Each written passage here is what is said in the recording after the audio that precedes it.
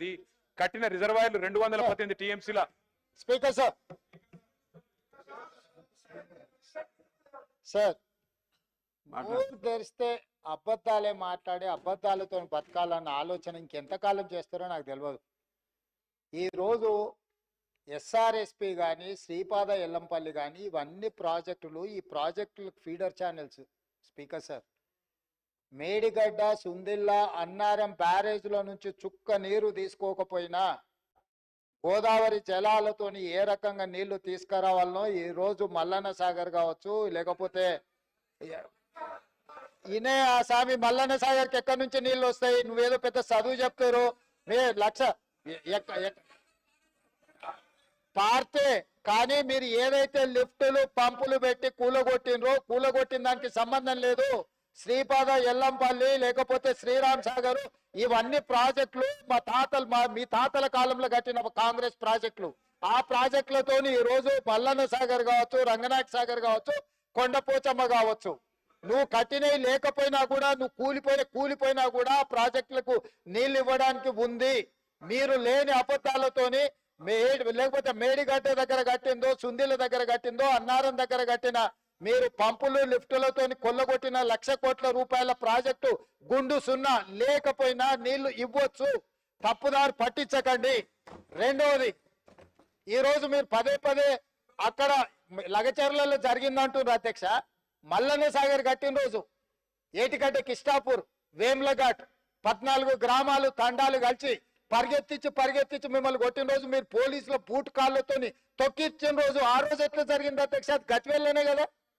గట్వేలు నియోజకవర్గంలో సిద్దిపేట జిల్లాలో ఉన్న వేములఘాట్ కావచ్చు, ఏటిగడ్డ, కిష్టాపూర్ కావచ్చు, నేను పోయి దీక్ష చేసిన అధ్యక్ష 48 గంటలు. భూసేకరణకు వ్యతిరేకం కాదు, నష్టపరిహారం పెంచండి అని చెప్పినాం. మీరు 3 లక్షలు ఇస్తే 7 లక్షలు చేయమన్నాం. ఈరోజు మీరు ప్రతి ప్రాజెక్టు పక్కన 100 ఎకరాలు మీరు ఫామ్ హౌస్లు కొనుక్కున్నారా లేరా? ఈ రోజు ప్రాజెక్టులు డైరెక్ట్ గా కొండపోచమ్మ నుంచి మీ ఫామ్ హౌస్ కి, మీ ఎర్రవల్లి ఫామ్ హౌస్ కి కాలువలు తీసుకొని 100 ఎకరాలు మీరు నీళ్లు తీసుకెళ్ళినరా లేరా? ఈ రోజు రంగనాయక సాగర్ దగ్గర హరీష్ రావు గారికి ఫామ్ హౌస్ ఉన్నదా లేదా? మీరు ప్రాజెక్టులు కట్టిందే మీ ఫామ్ హౌస్ల కోసం. ప్రాజెక్టులు కట్టిన కాడ మీరు ఫామ్ హౌస్లు తీసుకున్నారు. దుర్మార్గమైన ఆలోచన మీది. ఈ రోజు మీరు సిద్ధంగా ఉన్నారా విచారణకు? కొండపోచమ్మ దగ్గర ఎవరికి ఫామ్ హౌస్ ఉంది, రంగనాయక సాగర్ దగ్గర ఎవరికి ఫామ్ హౌస్ ఉంది, లేకపోతే ప్రాజెక్టులు కట్టిన దగ్గర ఎవరికి భూములు ఉన్నాయో, ఎవరికి ఫామ్ హౌస్లు ఉన్నాయో నిజ నిర్ధారణ కమిటీ నేను కాదు, ఈ సభలో ఉన్న కాంగ్రెస్ పార్టీ నుంచి ఒక్కరిని కూడా వద్దు. బీఆర్ఎస్ నుంచి, బీజేపీ నుంచి, ఎంఐఎం నుంచి, సిపిఐ నుంచి శాసనసభ్యులతో నిజ నిర్ధారణ కమిటీని వేద్దాము. కట్టుకున్న ప్రాజెక్టులల్లా మీ చుట్టాల భూములను ఎట్లా తొలగించరు, మీ భూములను ఎట్లా తొలగించరు? మీ డైరెక్ట్ గా కేసీఆర్ గారి ఫామ్ హౌస్ కి కాలువలు తీసుకెళ్లి ఫామ్ హౌస్ చుట్టూత దాని చుట్టూత కాలువలు తిప్పింది ఆధారాలు చూపించాలనా? దుర్మార్గమైన ఆలోచన మీకుంటది, మాకెందుకుంటది? ఇప్పటికి కూడా అబద్ధాలు చెప్పేది మానండి. ఎందుకు ఇంకా బుకాయించాలని, దబాయించాలని? ఎన్ని రోజులు అధ్యక్ష?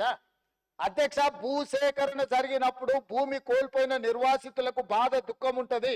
ఆ బాధ, దుఃఖం ఉన్న వాళ్లకు అత్యధికంగా నష్టపరిహారం ఇవ్వాలనేది మా ఆలోచన. ఆనాడు మల్లన్న సాగర్ లో 3 లక్షల నుంచి మొదలు పెట్టిన మీరు, మేము కొట్లాడితే అది చివరికి 10 నుంచి 12 లక్షలకు వచ్చింది. ఇవాళ కొడంగల్లో, లగచెర్లలో 20 లక్షల ఎకరాకు అసైన్మెంట్ భూములకు కూడా 20 లక్షలు ఇచ్చినాం. 5 లక్షల రూపాయలు ఇందిరమ్మ ఇల్లు ఇచ్చినాం. 150 గజాల ఇంటి స్థలం ఇచ్చినాము. ఈ రోజు one of the best package మేము కొడంగల్ ఇస్తే, మీ మాజీ ఎమ్మెల్యే మీరు పర్సనల్ వెళ్ళి మీరు ఏమైనా చేయండి, అధికారులను చంపండి, మేము చూసుకుంటామని చెప్పింది పబ్లిక్ డొమైన్లు ఉంది. మీరు ఈ రోజు టీవీలలో, పేపర్లలో ప్రముఖంగా వచ్చిన వాళ్ళు వచ్చినట్టు చంపండి అని చెప్పి హరీష్ రావు, కేటీఆర్ చూసుకుంటారని చెప్పి నరేందర్ రెడ్డి గారు అక్కడికి వెళ్ళి మాజీ ఎమ్మెల్యే పబ్లిక్ లో స్టేట్మెంట్ ఇచ్చిండు. ఇట్లా అధికారులను 10 ఏళ్ళ అధికారంలో ఉన్న మీరు అధికారులను చంపమని, ఏ అధికారులు అయితే ఈ తెలంగాణ రాష్ట్ర అభివృద్ధి కోసం పనిచేస్తారో గా అధికారులను చంపమని ప్రోత్సహించిన మీరు ఈ రోజు వచ్చి మీరు భూసేకరణ గురించి మాట్లాడుతున్నారా? మీరు మాకొచ్చి చదువు చెప్తున్నారా? మేము కాంగ్రెస్ పార్టీ ప్రాజెక్టులు కట్టలేదా? నాగార్జున సాగర్ నుంచి శ్రీశైలం వరకు మీరు కట్టినరా? లేకపోతే కల్వకుర్తి, భీమా, నెట్టంపాడు, కోల్సాగర్ మీరు కట్టినరా? ఏ మాటలు మాట్లాడుతున్నారు? కమిషన్ల కోసము ప్రాజెక్టుల రీడిజైనింగ్ పేరు మీద 36,000 కోట్ల రూపాయల విలువ ఉన్న ప్రాణహిత చేవెళ్ల ప్రాజెక్టును కాళేశ్వరం పేరు మీద 1,50,000 కోట్లకు అంచనాలు పెంచిండ్రు. ఇప్పటి వరకు మీరు అధికారం దిగిపోయే నాటికి 1,02,000 కోట్ల రూపాయల బిల్లులు చెల్లించిండ్రు. మీరు అత్యంత అవినీతికి పాల్పడ్డ ప్రాజెక్టు మీద ఈ రోజు విచారణ 1 మ్యాన్ కమిషన్ ఎంక్వైరీ జరుగుతుంది. మీరు చెప్పిన ప్రజల సెంటిమెంట్ అయిన పవర్ ప్రాజెక్టులు విద్యుత్తు ముసుగులో 1,000 కోట్ల రూపాయలు కూలగొడితే ఈ రోజు కమిషన్ రిపోర్ట్ ఇచ్చింది. మీరు ఫ్రాడ్ చేసిండ్రు, ఫ్రాడ్ కి వీళ్ళని శిక్షించమని 1 మ్యాన్ కమిషన్ సుప్రీంకోర్టు వరకు పోయి కొట్లాడి సుప్రీంకోర్టు జడ్జి వచ్చి వీళ్ళు ఫ్రాడ్ చేసిండ్రు, వీళ్ళని శిక్షించమని నివేదిక ఇచ్చిండ్రు అధ్యక్ష. వీళ్ళ నివేదికలు మేము ఆరోపణ చేయట్లే. ఈ రోజు కమిషన్ ఇచ్చిన నివేదికలు ఉన్నాయి. తొందరలోనే దాంట్లో జైలుకు పోతారు. జైలుకు పోయే దాని గురించి వాళ్ళు చెప్తున్నారు. ఇప్పుడు ఏ విచారణ సంస్థ విజిలెన్స్ అండ్ ఎన్ఫోర్స్మెంట్ నివేదిక ఇచ్చింది ఈ రోజు కాళేశ్వరం మీద. ఆ నివేదికలు వచ్చే సభలో ఇదే సభలో పెట్టి చర్చ పెడదాం. ఎవరెవరు ఏ రకంగా ప్రాజెక్టు రీడిజైనింగ్ పేరు మీద ఎట్లా కొల్లగొట్టిందో వాటి అన్నిటిని తీసుకోద్దాం అధ్యక్ష. ఇవాళ వీళ్ళు ఎంతసేపు ఉన్నా మేము అబద్ధాలని చెప్తాం.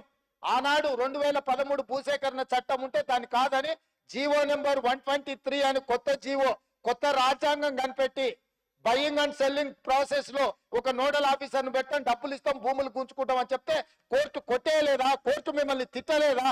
ఎన్ని నోటిఫికేషన్లను రద్దు చేసింది? ఈ రోజు బలవంతంగా రైతుల భూములను గుంజుకున్నది మీరు. ఒకటే మాట మేమేం చెప్పినాము?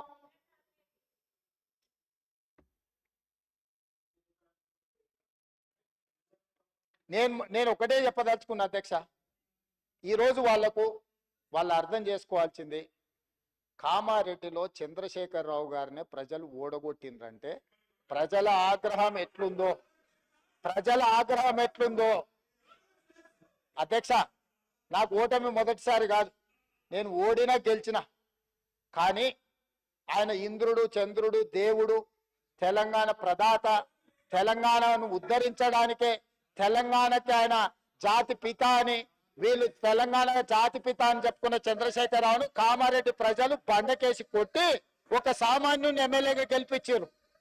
నేను ఆ రోజే చెప్పిన, నేను పోతుండొచ్చు కానీ పోతా నిన్ను పట్టుకొని పోతా అని. నేను పోతా నిన్ను పట్టుకొని పోతా అని. సో కామారెడ్డిలో ఓడగొట్టిన ప్రజలు తిరస్కరించిన ఎందుకు ఇంకా బుకాయించాలనుకుంటున్నారు అధ్యక్ష? ఎందుకు బుకాయిస్తున్నారు?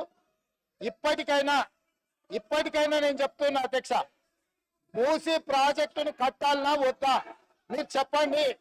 మెట్రో రైళ్లు విస్తరించాలన్నా వద్దా మీరు చెప్పండి.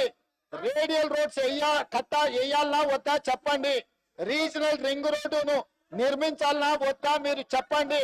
హైదరాబాద్ నగరానికి గోదావరి జలాలను తరలించాలన్నా లేదా మీరు చెప్పండి. తెలంగాణ రాష్ట్రానికి మీరు పెట్టుబడులను తేవాలంటుండ్రా వద్దంటుండ్రా చెప్పండి. ఈ రోజు ప్రపంచంలోనే అత్యధికంగా ఇన్ఫోసిస్ సంస్థ హైదరాబాద్ లో అత్యధికంగా జాబ్లు ఉన్నాయి. మేము వచ్చినాక ఇన్ఫోసిస్ విస్తరించినాం, విప్రో విస్తరించినాం. మేము వచ్చినాక కాగ్నిజెంట్ విస్తరించిపించినాం. ఆమ్జన్ బయోటెక్ కంపెనీ అమెరికాలో ఉండి ఫస్ట్ టైం హైదరాబాద్ లో పెట్టుబడులు తీసుకొచ్చినాం. ఆయన 10 ఏళ్ళు మంత్రిగా ఉంటే 20,000 కోట్లు తెచ్చిండు దావోస్ లో పోయి. నేను 10 నెలల్లో సరిగా 1 సంవత్సరం తిరిగే లోపల 2,20,000 కోట్లు పెట్టుబడులు తెచ్చిన. ఇది నా సమర్థత. ఆయన ఏమనుకుంటాడంటే గుంటూరులో చదివిన తెలివితేటలు ఈయన పనికొస్తాయనుకుంటాడు. అధ్యక్ష, ఇంగ్లీష్ అనేది నాలెడ్జ్ కాదు.